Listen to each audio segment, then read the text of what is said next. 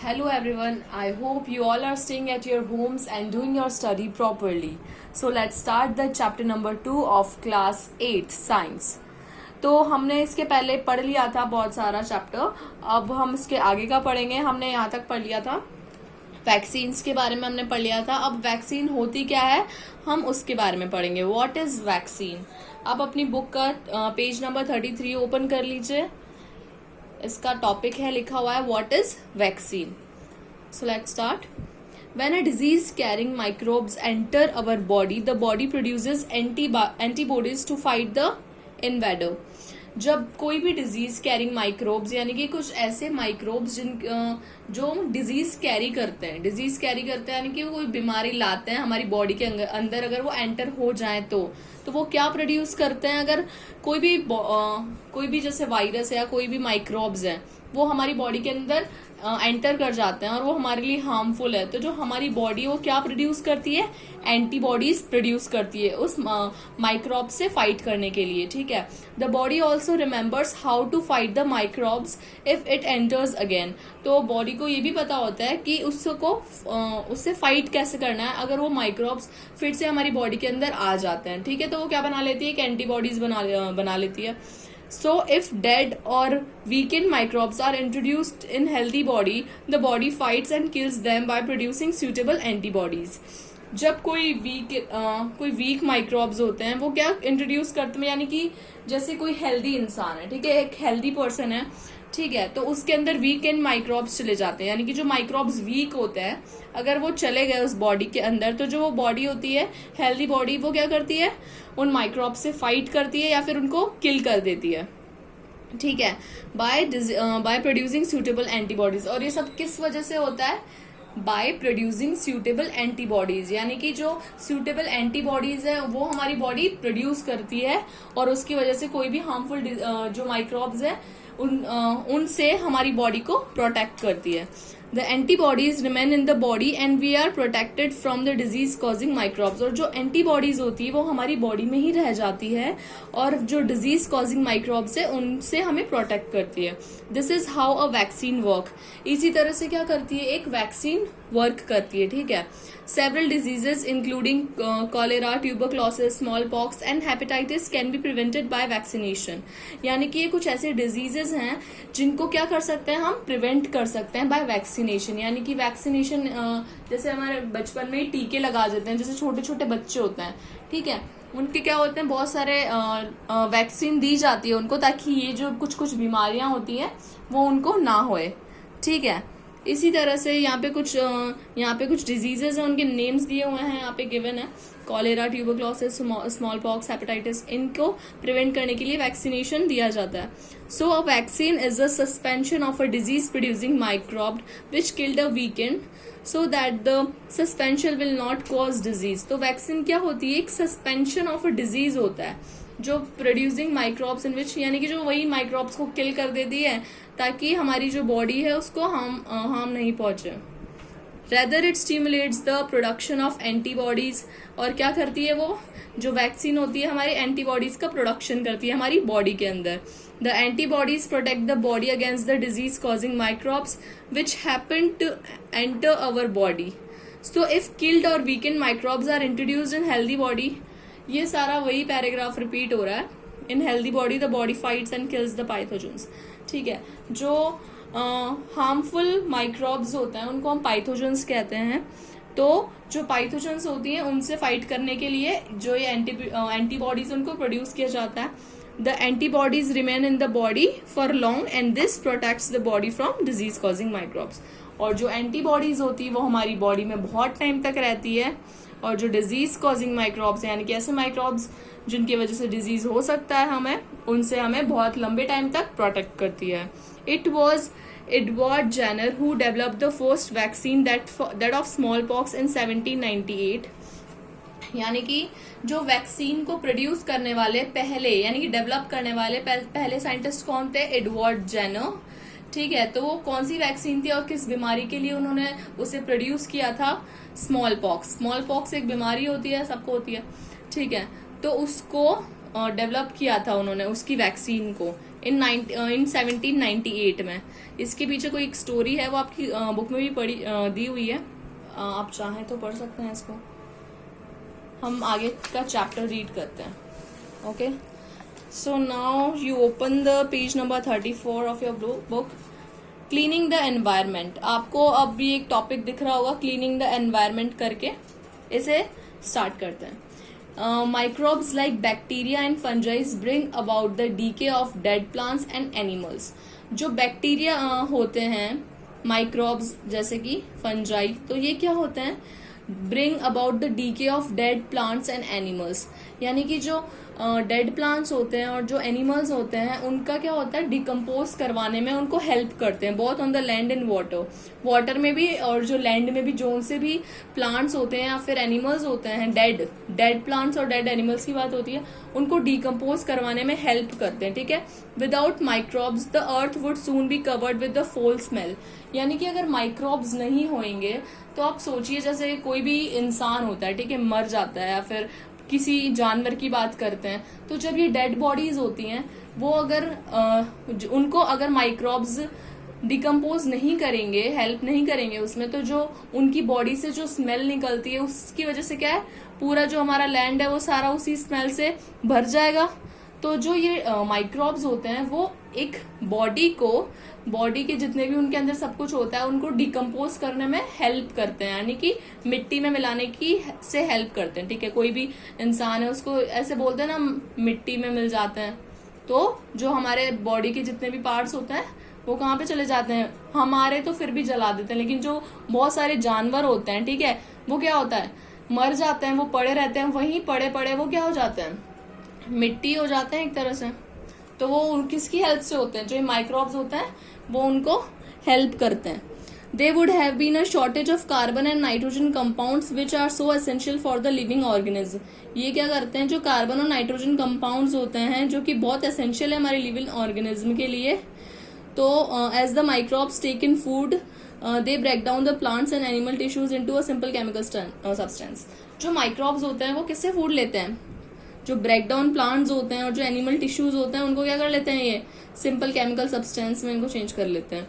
These substance are then restore to the soil. और जो ये सब्सटेंस होते हैं वो किस में रिस्टोर्ड हो जाते हैं, सॉइल के अंदर रिस्टोर्ड हो जाते हैं। Water and air in forms that can be used by plants and animals. Microbes does help in cleaning the environment and recycling the nutrients। तो इसी तरह से जो हम माइक्रोब्स होते हैं या कोई भी बैक्टीरिया होते हैं, तो वो क्या करते हैं, हेल्प करते हैं एनवायरनमेंट को क्लीन करने में। ठीक है, किसी भी बॉडी को, प्लांट बॉडी को, अगर हम प्लांट बॉडी की बात करें या फिर हम एनिमल बॉडी की बात करें, उनको डिकम्पोज करने में हेल्प करते हैं। ठीक है, ये इस तरह से क्लीन एनवायरनमेंट को क्लीन करते हैं। Micro organism as a source of food. ठीक है, अब micro organism as a source of food कैसे वर्क करते हैं। Yeast being rich in amino acid and protein is an important source of food for humans and farm animals. Yeast क्या होता है, एक तरह का माइक्रो ऑर्गेनिज्म होता है। ठीक है, तो वो किस में हेल्प करता है, जो अमीनो एसिड होते हैं, being rich in amino acids में रिच होता है, और जैसे कि प्रोटीन्स होते हैं जो हमारी बॉडी के लिए बहुत ज्यादा इंपॉर्टेंट होते हैं, जैसे कि फार्म एनिमल्स होते हैं, तो उनसे जो जो चीजें प्रोड्यूस होती है उन सब में यीस्ट काम आता है। ठीक है, यीस्ट कर्ड बनाने में काम आता है, ब्रेड बनाने में काम आता है। ठीक है, ऐसी बहुत सारी चीजें हैं जो बनाने में काम आता है। तो ये यीस्ट क्या है, एक as a source of food है। तो माइक्रो ऑर्गेनिज्म क्या हो गया, सोर्स ऑफ फूड हो गया। Some fungi such as mushrooms are eaten raw or cooked. जैसे कि मशरूम है, वो क्या होता है, एक तरह का फंजाई है। फंजाई क्या है, एक तरह का माइक्रो ऑर्गेनिज्म है। तो मशरूम्स को अपन खाते हैं, नहीं खाते हैं, खाते हैं, बहुत सारी डिशेस बनती है मशरूम्स की। तो ये भी क्या हो गया, micro organism as a source of food हो गया। बीइंग प्रोड्यूसर्स, अगर हम प्रोड्यूसर्स की बात करें, algae from first link in the food chain and water bodies. तो एल्गे क्या होती है, फर्स्ट लिंक होती है, फूड चेन जो हमारी होती है उसकी फर्स्ट चेन होती है, उसका लिंक होती है इन ऑल वाटर बॉडीज के लिए। ठीक है, हार्मफुल माइक्रो ऑर्गेनिज्म, ये हो चुका है कि माइक्रो, अभी तक हमने क्या पढ़ा था कि जो माइक्रो ऑर्गेनिज्म होते हैं वो किस तरह से यूजफुल होते हैं हमारे लिए। अब हम पढ़ेंगे उनका कि माइक्रो ऑर्गेनिज्म किस तरह से हार्मफुल होते हैं हमारे लिए। ओके, सो इस टॉपिक पे आ जाइए आप, आपको अच्छे से दिख रहा है। For thousands of years, man lived in organs of what caused disease. बहुत सालों तक इंसान ऐसे ही जिया, उसको पता नहीं होता था कि डिजीज क्या होती है क्या नहीं होती है. तो people had explanations and beliefs about. तो जो पीपल है, people had explanations and beliefs about what caused disease.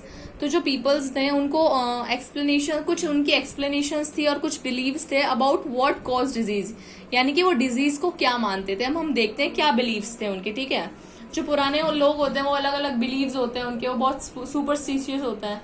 तो ऐसे ही कुछ बिलीव्स थे जो यहाँ पे दिए गए हैं. The most common of which was that sickness was caused by evil spirits inside the body of the victim.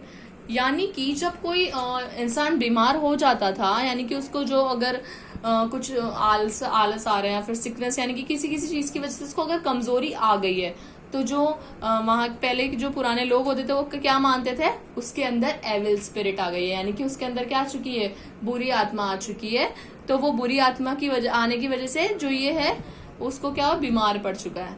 ठीक है, तो ऐसा पहले के लोग मानते थे, उनको ये नहीं पता था कि ये एक तरह की बीमारी होती है. तो malaria was thought to be the inhalation of bad air.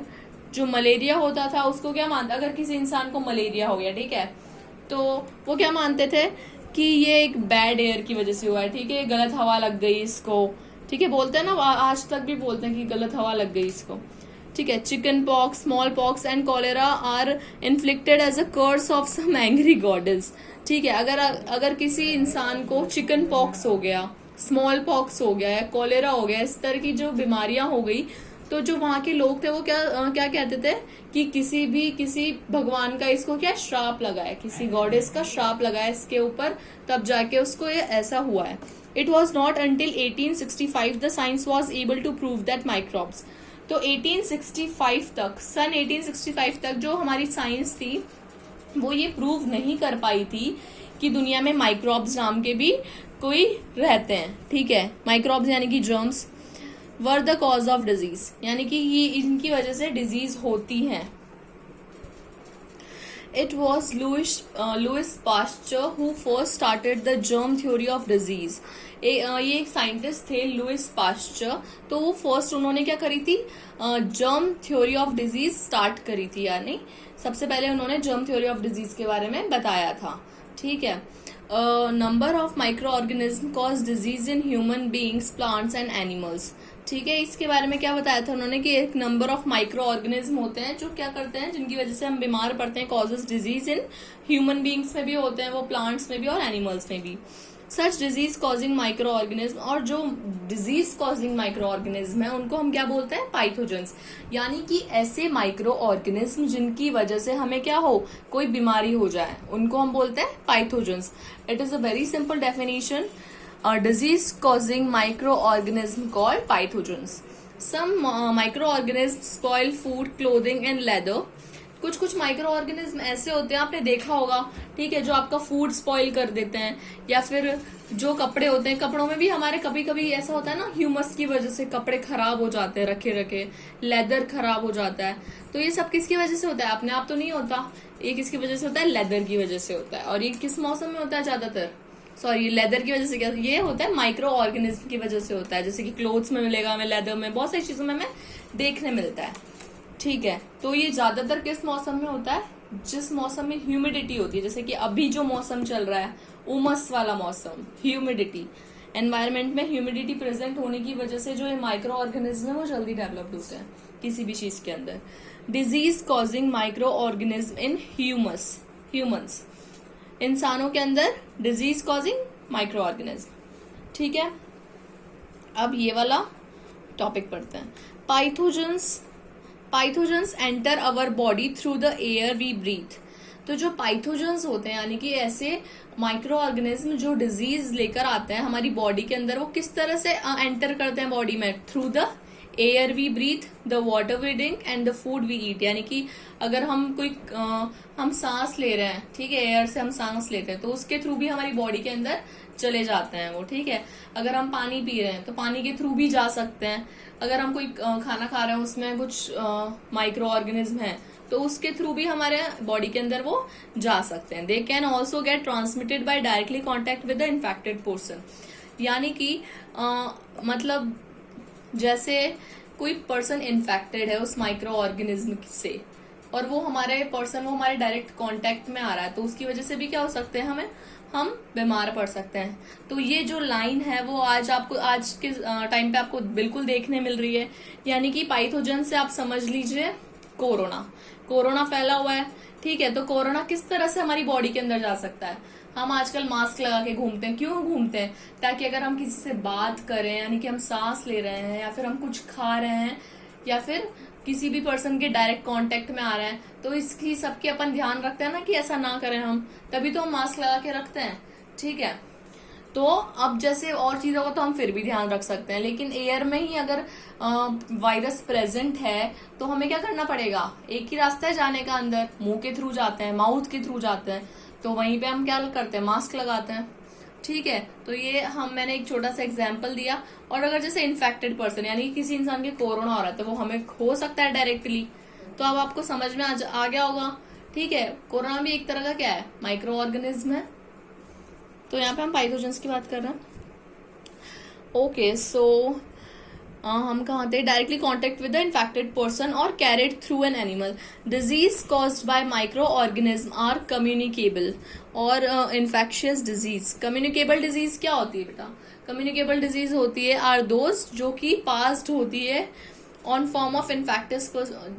जो कम्युनिकेबल डिजीज है उसको हम क्या कहते हैं? यानी कि कोई हेल्दी पर्सन है और कोई इन्फेक्टेड पर्सन है, यानी कि कोई एक माइक्रो ऑर्गेनिज्म है या फिर कोई माइक्रो ऑर्गेनिज्म की वजह से कोई पर्सन इन्फेक्टेड है, और जो एक इन्फेक्टेड पर्सन है वो हेल्दी पर्सन से कांटेक्ट में आ रहा है, तो जो वो हेल्दी पर्सन है वो भी क्या हो जाएगा? इन्फेक्टेड हो सकता है उस बीमारी के उससे, ठीक है। तो इसको हम बोलते हैं कम्युनिकेबल डिजीज। यानी कि जब हम मिलते हैं किसी इंसान से, ठीक है, उसको भी अगर वो बीमारी हो रही है तो हमें भी हो सकती है। ऐसे डिजीज को हम क्या बोलते हैं? कम्युनिकेबल डिजीज बोलते हैं, ठीक है। अब हम आगे बढ़ते हैं। इन्फेक्टेड पर्सन और healthy examples of communicable disease. अब जैसे कुछ एग्जाम्पल्स दिए हुए हैं मैं कम्युनिकेबल डिजीज की, जैसे कि हो गया कॉलेरा, हो गया ट्यूबरक्लोसिस, हो गया कॉमन कोल्ड यानी कि जो सर्दी खांसी हमें होती है, चिकन पॉक्स हो जाता है, मीजल्स, एंथ्रिक्स, मलेरिया हो जाता है। ये सब क्या है? कम्युनिकेबल डिजीज है। यानी कि अगर ये जो डिजीज है किसी इंसान को हो रही है पहले से, और अगर हम उनके कांटेक्ट में आ जाते हैं तो वो हमें भी हो सकती है। जैसे कोरोना है, अगर किसी के कोरोना हो रहा है और अगर हम उसके आसपास हैं तो हमें भी क्या हो जाता है? कोरोना हो सकता है, ठीक है। तो उसी तरह से है ये सब कुछ। Spread through air. अब जैसे एयर के साथ कैसे फैल जाता है ये, अब हम ये देखते हैं। Common cold for example spread through air. जैसे कि सर्दी खांसी होती है, वो किस तरह से स्प्रेड होता है, किस तरह से फैलता है? एयर के थ्रू फैलता है, ठीक है। एयर में तो हमारा किसी का बस नहीं है, हवा तो अपने हिसाब से ही चलेंगी, ठीक है। तो when a infected person suffering from common cold sneezes find droplets of moisture carrying thousands of viruses and spread in the air, ठीक है। मान लो कोई इंसान है, ठीक है, उसके कोल्ड हो रहा है, किसी पर्सन के कोल्ड हो रहा है, यानी कि सर्दी खांसी होती है, वो छींकता भी है, खांसता भी है, तो उसके जो अंदर के जो जैसे पार्टिकल्स होते हैं वो क्या होते हैं? एयर में चले जाते हैं, ठीक है। एयर में अच्छे से स्प्रेड हो जाते हैं, वो फैल जाते हैं, जो उनकी ड्रॉपलेट्स होती है वो मॉइस्चर कैरी कर लेता है। तो ऐसे बहुत सारे थाउजेंड ऑफ वायरसेस होते हैं जो हमारी एयर के अंदर रहते हैं, प्रेजेंट होते हैं। तो जो द वायरस में enter the body of a healthy person while breathing. तो जो हेल्दी पर्सन है अगर वो सांस ले रहा है, तो जो एयर में तो प्रेजेंट है ही सही वो वायरस, तो सांस लेते वक्त अगर वो वायरस आपके बॉडी के अंदर चला जाता है तो आप भी क्या हो जाओगे? उस डिजीज से इन्फेक्टेड हो जाओगे। I hope you all are getting my point. तो ये चीज आप सबसे जो भी मैं आपको समझा रही हूँ, जो आज हमारा पेंडेमिक चल रहा है, अगर आप उसको उससे कंपेयर करके देखें, आप कोरोना से इन सारी डिजीज को कंपेयर करके देखें तो आपको बहुत इजीली समझ में आ जाएगा, ठीक है। यहाँ पे भी मैं कोरोना का ही एग्जाम्पल देना चाहूंगी कि जैसे कोरोना है, ठीक है, एक वायरस है, वो हमारी एयर में ही फैला हुआ है, ठीक है। किसी जगह पे ज्यादा है, जो हॉटस्पॉट्स हैं वहां पे ज्यादा है, ठीक है। तो वो वायरस है हवा में, अब इंसान ब्रीथ कर रहा है, ठीक है, उसने मास्क नहीं लगाया हुआ है, वो सांस ही ले रहा है, तो उसके थ्रू भी अंदर जा सकता है वो वायरस हमारी बॉडी में, ठीक है। इस तरह से क्या हो जाता है? कोरोना फैल रहा है। आप समझ रहे हैं ना मैं क्या कहना चाह रही हूँ? Spread through carries. अब किस तरह से कैरियर्स के थ्रू स्प्रेड हो रहा है, जैसे कि कुछ इंसेक्ट्स होते हैं, some insects and animals act as carrier of disease carrying microbes. कुछ कुछ जो एनिमल्स होते हैं वो क्या करते हैं, किस तरह से एक्ट करते हैं, डिजीज कैरिंग माइक्रोब्स, यानी कि कुछ जो एनिमल्स होते हैं उनकी वजह से भी हमें क्या होता है, वायरस हो जाता है। जैसे हाउस फ्लाइज हो गई, एनिमल्स से हमारा मतलब है houseflies, mosquitoes, cockroaches and rats are the carrier of disease. ये क्या होते हैं, डिजीज के कैरियर होते हैं, ठीक है। जैसे मॉस्किटोज हो गए, मच्छर हो गए, तो मच्छर की वजह से क्या होता है, मलेरिया होता है। तो तभी तो हम हमारे अपने घर में क्या नहीं आने देते, मच्छर नहीं आने देते। मम्मी और जो होते हैं वो क्या होते हैं, खिड़की लगा लेते हैं, दरवाजे लगा लेते हैं, ताकि ज्यादा हमारे घर में मच्छर नहीं आए और उसके वजह से हमें क्या ना हो, मलेरिया ना हो, क्योंकि मच्छर हमारे लिए, हमारी बॉडी के लिए बहुत ज्यादा हार्मफुल होते हैं और उसकी वजह से बहुत बड़ी बीमारी जैसे कि मलेरिया हो सकता है। अब इसी तरह से जो हाउस फ्लाइज होती है, most common along the disease carry, सबसे ज्यादा डिजीज कैरियर्स क्या होती है, हाउस फ्लाइज, यानी कि जो मक्खी होती है, हाउस फ्लाई, जो हाउस फ्लाइज होती हैं वो क्या करती हैं, गार्बेज पे बैठती हैं, ठीक है। बहुत सारा कचरा पड़ा होता है, अगर वहां पे बैठी हुई है, ठीक है, तो pathogens stick on their bodies. जो पैथोजेंस होते हैं, पैथोजेंस यानी कि ऐसे माइक्रो ऑर्गेनिज्म जो डिजीज कैरी करते हैं, वो उनसे स्टिक हो जाते हैं। और जब वो जो मधुमक्खी, जो मक्खियां होती है, वो हमारे घर पे उड़ते उड़ते आ जाती है और अगर हमारे खाने के ऊपर बैठ गई और फिर उस खाने को हमने खा लिया, तो क्या हो जाता है, वो वायरस हमारे बॉडी के अंदर चला जाता है, तो और उसकी वजह से हम क्या होते हैं, बीमार पड़ जाते हैं।